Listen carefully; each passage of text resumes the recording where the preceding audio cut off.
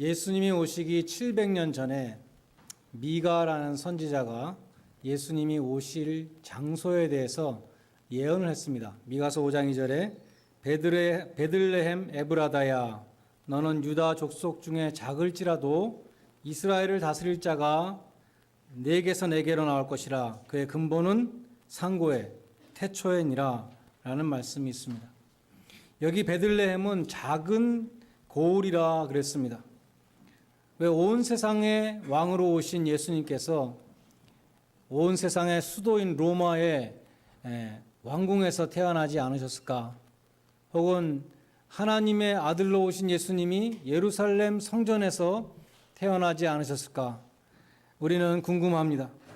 하필이면 왜 그 작은 고을, 베들레헴이라는 작은 고을에서 태어나셨는가 하는 것입니다. 그 이유는 하나님이 그렇게 정하셨다는 것입니다. 하나님이 태초부터 예수님이 태어날 그 장소를 베들레헴으로 정하셨다는 것입니다. 예수님의 부모는 나사렛에서 살고 있는 사람들이었습니다. 예수님의 자라신 고향도 나사렛이고 베들레헴과 나사렛은 굉장히 먼 거리에 떨어져 있습니다. 그런데 예수님이 그 성경에 예언되어 있는 그 하나님의 예정을 성취하시기 위해서 베들레헴까지 오시게 된 그 배경을 오늘 본문이 말씀해 주고 있습니다. 그 이유는 무엇인가 하면 가이사, 시저, 로마 황제 아구스도가 영을 내려서 천하로 다 호족하라, 자기 고향에 가서 호족하라는 명령을 내렸다는 것입니다. 요셉은 다윗의 집 사람이었기 때문에 유다 족속 중에서도 다윗의 집안 사람이었기 때문에 다윗의 고향인 베들레헴으로 가서 호족을 하게 되었다는 것입니다. 나사렛에서 베들레헴까지는 직선 거리로 170km 되고 길을 따라가면 230km에 달한다고 하는데 이 만삭인 마리아를 나귀에 태워서 갔을 때 최소한 열흘 정도 걸렸을 것이다. 그렇게 생각됩니다. 공교롭게도 마리아가 해산하는 바로 그날에 맞추어서 베들레헴에 도착을 해서 예수님이 태어나시게 되었습니다. 그렇게 베들레헴이라는 장소와 또 출산 날짜를 정확히 맞출 수 있는 것은 인위적으로 불가능한 일인데 역사를 주관하시는 하나님이 하신 일이었습니다. 가이사이 시저는 로마의 황제를 가리키는 칭호이고 아우구스투스는 매우 존귀한이라는 형용사입니다. 그래서 이 형용사는 신을 부를 때에 붙이는 그러한 칭호였습니다. 이 사람의 본명은 옥타비아누스였는데 안토니우스와 클레오파트라의 연합군을 격파하고 황제가 된 다음에 로마 원로원이 아구스토라는 그 신적인 칭호를 붙여 주었습니다. 그는 주전 31년부터 주 14년까지 45년 동안 로마의 평화, 그 유명한 팍스 로마나를 이룬 그러한 위대한 황제였습니다. 그가 천하로 다 호족을 하라고 명한 이유는 세금을 걷기 위해서, 세금을 징수하는 확실한 데이터를 얻기 위해서 호족하라고 한 것입니다. 오늘 2절에 보면 수리아 총독 구레뇨라는 사람이 나오는데 구레뇨라는 사람이 수리아 총독으로 있을 때였다는 것이죠.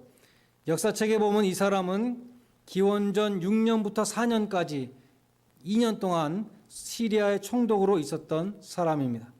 그래서 우리는 예수님이 정확히 말하면 기원전 4세기경에 기원전 4년에 출생하셨다 이렇게 보는 것입니다. 그처럼 오늘 본문은 예수님이 왜 나사렛에서 멀리 떠난 이 떨어진 베들레헴에서 태어났는가를 보여주고 있습니다. 호족은 매년 하는 것이 아니라 10년 내지 14년에 한 번 했다 그러는데 해필이면 바로 그때에 아구스도가 호족을 하라는 그런 명을 내린 것입니다. 그래서 요셉과 마리아는 해필이면 마리아가 다 애를 낳을 해산할 날이 다 되어서 자기들의 본적지인 베들레헴으로 가야만 했습니다. 하나님은 로마 황제를 동원해서 예수님이 베들레헴에 태어나도록 하셨다는 것입니다. 스펄전 목사님은 그의 설교에서 이렇게 감탄했습니다. 이것은 외관상 시저의 명이었습니다. 그러나 실제로는 하나님의 칙령이었습니다. 우리는 영원전에 세워진 이 절대적인 예정의 교리를 사랑합니다. 어떤 사람은 하나님의 예정과 인간의 자유의지는 조화될 수 없다고 말하지만 우리는 하나님의 예정을 이해하는 데 아무런 어려움이 없습니다. 철학자들은 문제를 제기하지만 우리에게는 아무런 문제가 없습니다. 우리는 인간이 자기 좋은 대로 자기 마음대로 행하지만 결국은 하나님이 예정하신 것을 행한다고 믿습니다. 가룟 유다가 예수님을 배신한 것은 가룟 유다가 배신한 것이지만 하나님이 그렇게 정하신 것입니다.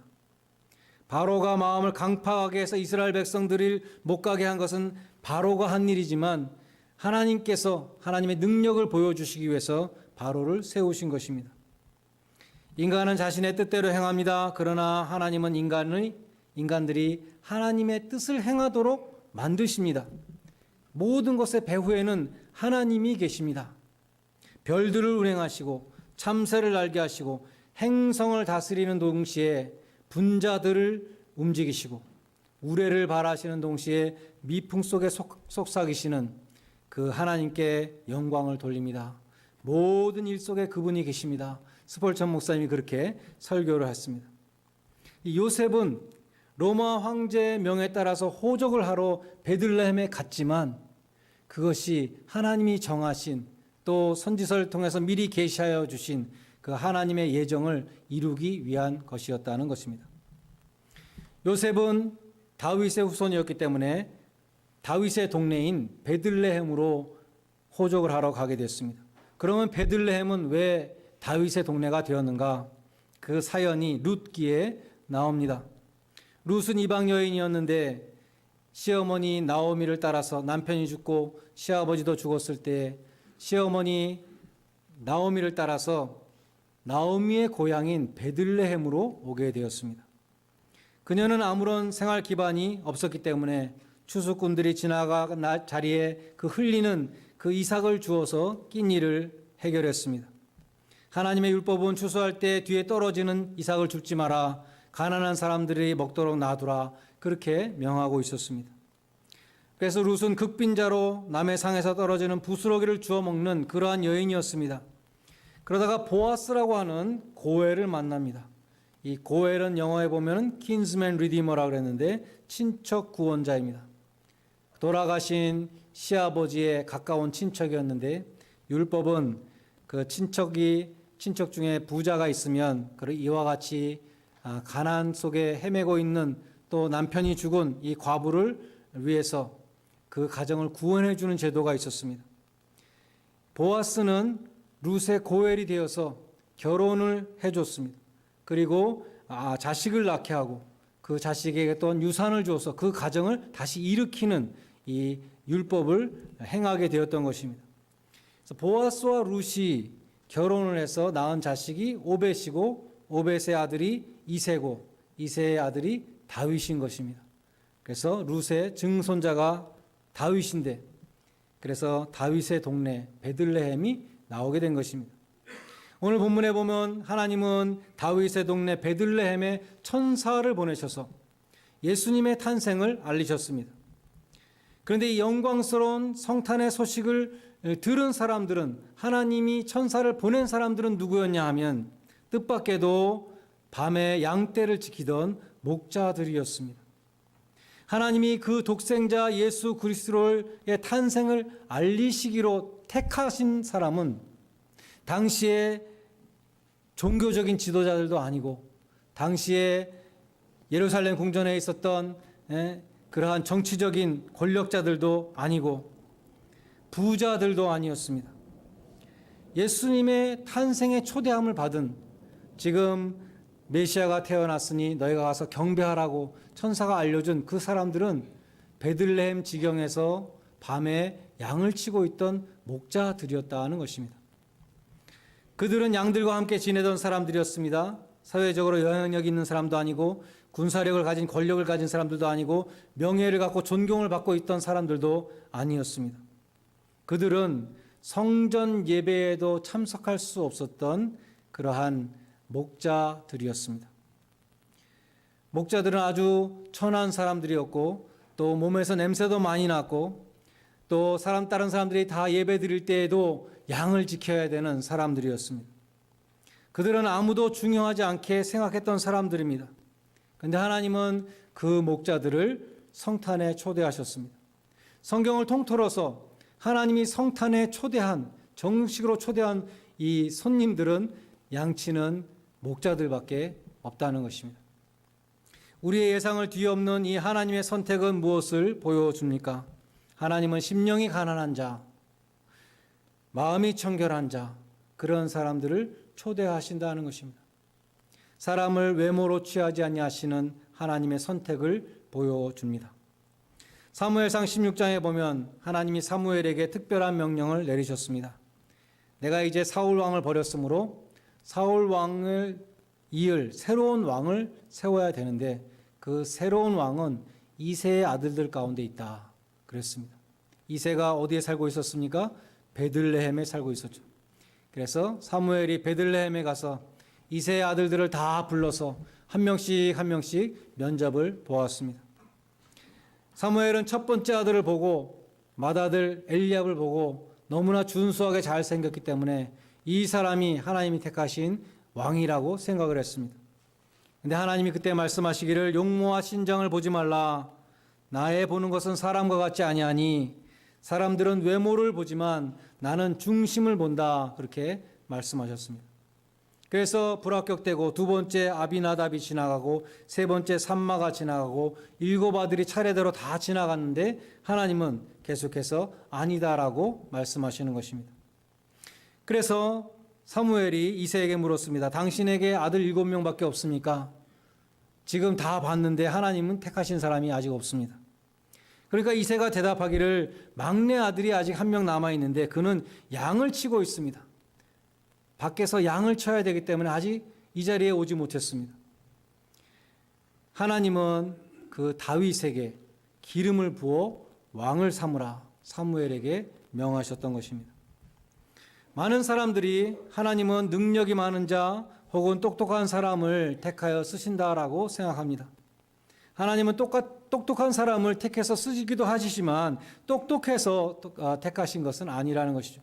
하나님은 능력이 많은 자를 택하셔서 사용하시지만 꼭 능력이 많기 때문에 사용하시는 것은 아니라는 것입니다. 디모데후서 2장 20절에 보면 큰 집에 금 그릇도 있고 은 그릇도 있고 나무 그릇도 있고 질 그릇도 있는데 하나님은 어떤 그릇을 쓰시느냐? 하나님은 깨끗한 그릇을 쓰신다라고 말씀합니다. 금 그릇이든지 은 그릇이든지 질 그릇이든지 그것이 중요한 게 아니라 깨끗한 그릇을 쓰신다는 것입니다. 질 그릇이라 할지라도 깨끗하면 하나님이 쓰시는 것이고 금 그릇이라 할지라도 더러우면 속이 더러우면 하나님은 쓰시지 않는다는 것입니다. 예수님이 태어나시던 날 밤에 베들레헴 지경을 지키던 양떼를 치고 있던 이 목자들은 금 그릇이나 은 그릇이 아니었습니다. 그러나 하나님은 천군 천사를 보내셔서 그들을 성탄에 초대하셨습니다. 하나님은 외모를 보지 아니하시고 중심을 보시는데 그 목자들, 그 비천한 사람들의 그 겸손한 마음, 그들의 깨끗한 마음을 보고 그들을 초대하셨다고 볼 수 있는 것입니다. 베드로전서 5장 5절에 보면 하나님은 교만한 자를 물리치시며 겸손한 자에게 은혜를 주신다 이렇게 말씀합니다. 이사야서 66장 2절에 보면 마음이 가난하고 심령에 통회하며 나의 말을 인하여 떠는 자를 하나님은 찾으신다라고 말씀하고 있습니다. 여러분 한 분 한 분이 하나님이 찾으시는 그 한 사람, 성탄에 초대받는 그 겸손한 예배자들이 되시기를 바랍니다. 남북전쟁이 끝난 직후에 1865년에 보스턴에 있는 홀리 트리니티 처치의 목사님이 베들레헴에 성지 순례를 가서 성탄 이브 예배를 드리게 되었습니다. 그는 이렇게 회고합니다. 나는 예수님이 탄생하신 자리에 세워진 베들레헴 교회에 서 있었습니다. 그 교회가 몇 시간 동안 하나님을 찬양하는 그 빛나는 찬송을 드리는데 마치 주님이 태어나신 바로 그날 밤에 성탄에 천사들이 내려와 서로에게 찬양하는 것 같은 그러한 찬양이었습니다. 이 목사님은 필립 브룩스 목사님인데 그 베들레헴 교회에서 그 성탄 전야에 드렸던 그 찬양이 너무나 감격스러워서 그 감격을 담아서 찬송시를 썼습니다. 그것이 우리가 크리스마스 시즌에 자주 부르게 되는 오 베들레헴 작은 골, 오 작은 마을 베들레헴이라는 찬송가입니다. 찬송가 4절 가사는 이렇습니다. 오 베들레헴 예수님, 내 마음에 오셔서 내 죄를 모두 사하시고 늘 함께 하소서. 저 천사들의 소식 나 기뻐 들으니 오 임마누엘 주 예수 내 마음에 오소서.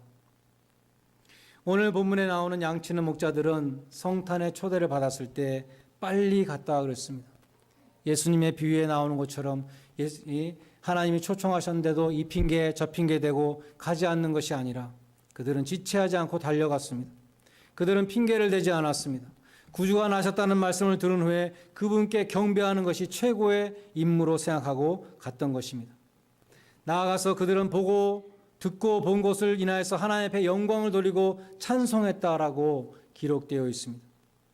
목자들은 성탄의 현장에 가서 하나님 앞에 찬송을 드렸습니다. 목자들에게 선포되었던 그 성탄의 메시지가 우리 모두에게도 선포되었습니다. 여러분도 구주를 맞는 성탄의 기쁨과 감격으로 인해서 하나님께 영광을 돌리시고 찬양을 드리시기 바랍니다. 이 복된 성탄 주일에 여러분의 가슴에 성탄의 감격과 성탄의 찬양이 넘치시기를 기원합니다. 또한 그 감격 가운데 일평생 주의 복음을 전하시는 복된 성도들이 되시기를 주님의 이름으로 간절히 축원드립니다. 기도하시겠습니다. 하나님